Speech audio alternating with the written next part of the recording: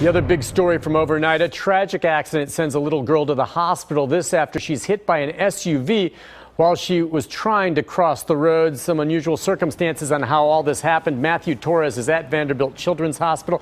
Matthew, I know you've talked to investigators and you've also got an update for us on the condition of the little girl. How is she? Well, at last check, that little girl is still here in the hospital. We are talking about 4 years old with serious injuries. She was listed in critical condition and remains that way this morning. So again, talk about tragic news to start out this morning, knowing that she is still here in the hospital. This all happened just before 6 o'clock last night at Liberty Bike and Brick Path in Franklin. So it was a busy time out on the roads that time. Police say the girl was at the curb with her dad waiting for vehicles to pass through when she unexpectedly darted across the street. Now, she managed to make it through the westbound lane, but then ran into an oncoming car traveling east. The driver, a 74-year-old man, said he did everything he could to avoid hitting that little girl. This morning, Franklin police are calling this incident just an unfortunate accident, which is why the driver is not facing any charges at this hour. At this point, as soon as we get an update on this girl, of course, we'll have it on air and online. For now, we're reporting live at Vanderbilt Children's Hospital. I'm Matthew Torres, News Channel 5. Surprising news out of Murfreesboro this morning. Well-known attorney Joe Brandon Jr. has died. Brandon died, we're told, from a heart attack yesterday evening, and it's being reported by the Daily News Journal there.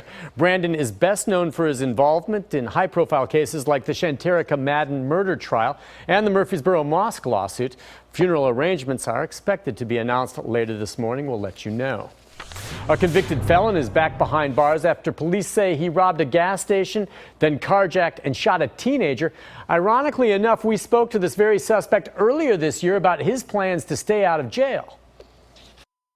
I don't see myself going back, even though the position I'm in, most people would have cracked. It appears as though he's cracked. News Channel 5 interviewed Stavon Riley back in February about his time spent with the Hope Center. That's a program that works to try to keep convicted felons or misdemeanor folks from ending up back in a jail cell. But this morning, that's exactly where Riley finds himself. Lebanon police say surveillance video shows him raiding the cash register at a gas station Wednesday night, then stealing a car from two teens, and then shooting the 17-year-old driver. That teen spoke exclusively with News Channel 5 about this terrifying attack.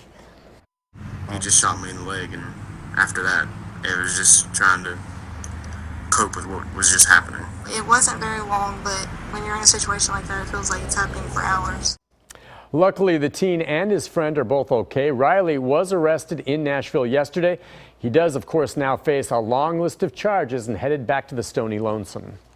The debate over gun shows at the Nashville Fairgrounds has fired up yet again. Metro attorneys told the Fair Board yesterday they should allow previously scheduled gun shows to continue. The board voted, though, 2 weeks ago to stop hosting the events until safety concerns are addressed. Several shows are now scheduled through next month, but board chair Ned Horton told us they will stop then unless the changes are made. We don't have to just abdicate responsibility to them and give them the keys. Here you go, do as you wish.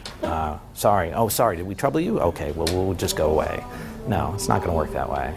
So the issue kind of still unresolved. The Fair Board will meet again to discuss this on January 11th. Several first responders here in Nashville are being hailed as heroes. This for pulling a man safely out of a burning home. A neighbor called 911 after spotting flames shooting from the home on Wyoming Avenue. Several police officers and firefighters rushed to the scene, found the man who lived there trapped inside, and they managed to pull him out of a window. Now, he was rushed to the hospital. He's got injuries, is in bad shape, but alive. This is why folks sign up to be a firefighter or a police officer. It's to save lives, and we couldn't be more proud of both our police officers who helped out today and our firefighters. Why not give them a pat on the back? Those officers have been identified as Sergeant Edwin Groves and Officer Robert Morris. The firefighters, Jeff Hubler and Wayne Forest. No word on yet what caused that fire.